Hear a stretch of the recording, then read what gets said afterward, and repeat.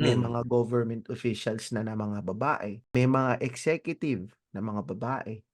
Mas Oo. marami ngang leader na babae sa opisina ngayon sa Pilipinas, Sa tingin ko lang, marami akong nakikitang mga leader na babae, na 'pag inisip mo napaka-fortunate na maging babae sa Pilipinas.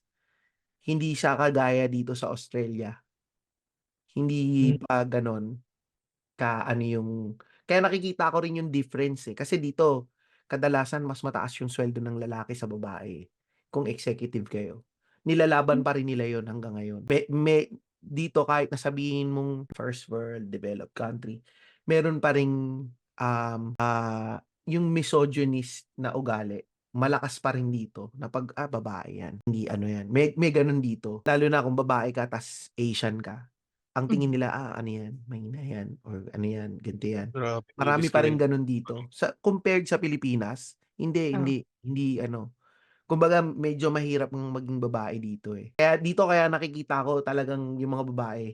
I mean, experience sa mga ano, sa mga kilalang companies din na minsan nga yung mga CEO nila is babae na rin. Mm, Kasi may may na-applyan ako before, CEO namin babae, na oo, local ano siya, hindi siya multinational company parang yung kunyari sabihin natin mga IBM, Accenture, mm. Oracle, gano'n. Pero yung ano siya, tech company siya sa Pinas na medyo malaki din. So, yun. Tsaka Oo, oo. oo. Malaki na rin talaga ang mga opportunity para sa mga babae pagdating sa work. Kasi parang hindi naman na masyado nagma-matter yung gender, eh. Mm.